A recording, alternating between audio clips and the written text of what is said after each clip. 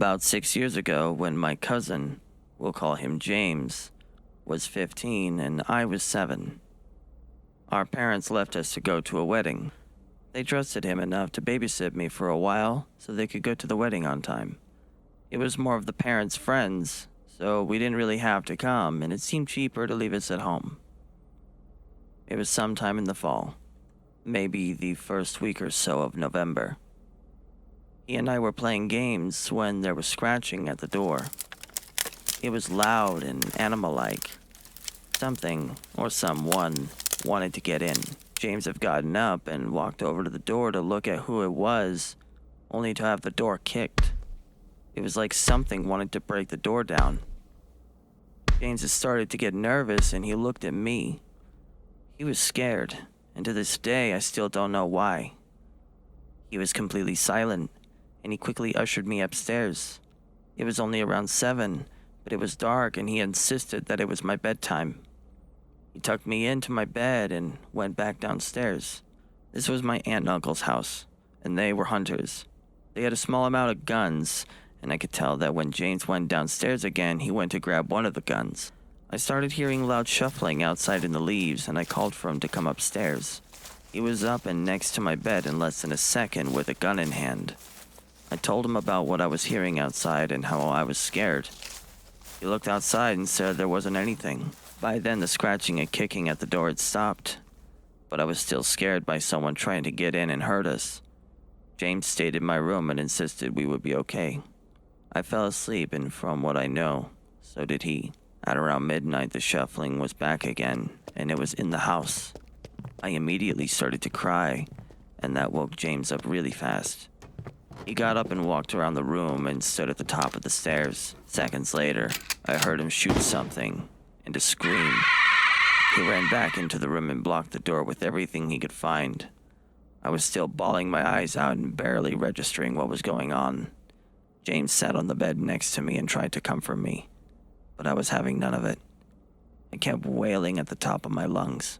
A minute or so later, there was a scratching at the bedroom door. James grabbed his phone and called the police, with me now trying to push him so he's in front of me. I wanted to be as far away from whatever that was. The scratching continued, and it seemed like hours till the police arrived. The sirens were the thing to scare whatever that thing was. I don't remember much from what happened, and James only ever tells it when I'm not around.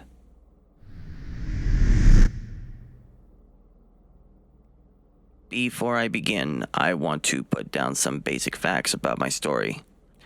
I was 13 at the time of this occurrence, and had been reading creepypastas and true stories since I was 11. I live in Carroll Island, a place where you can find a good amount of forestry everywhere. This was located in Baltimore County, and I loved hearing Goatman stories about this place. I believe there is one in Carroll Island, but that's not the point. I love this bit of forestry, and had always when I was a child. I lived in this house since I was 7 or 8.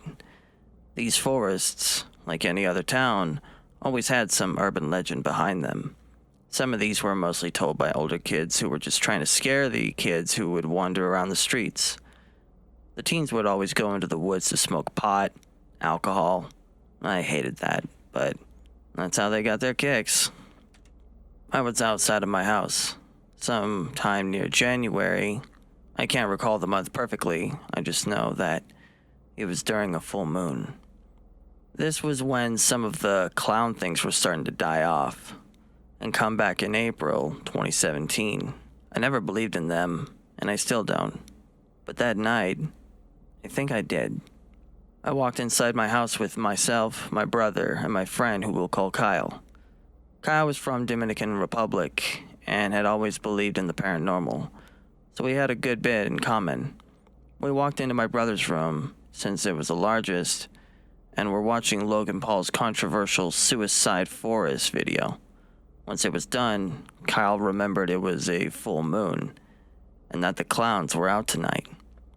I called bullshit and told him it was all hoaxes and insane people on highways. He doubted me by saying that if I didn't believe, they'd get me. I laughed at his remark to that and told him to stop believing in all that stuff. That's when my brother, who I'll call Josh, sat up and said that I was just a pussy.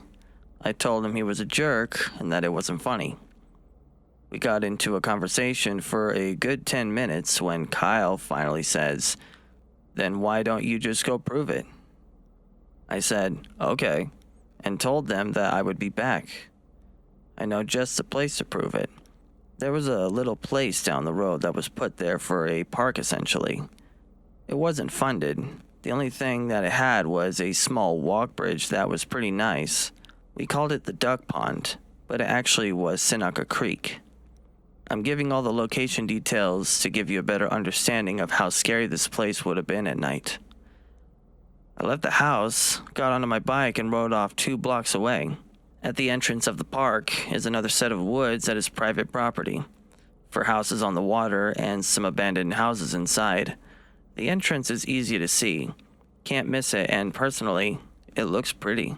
As I was walking up to the entrance, I had noticed a foul odor. Keep in mind that this is wildlife, where things die and decompose right there.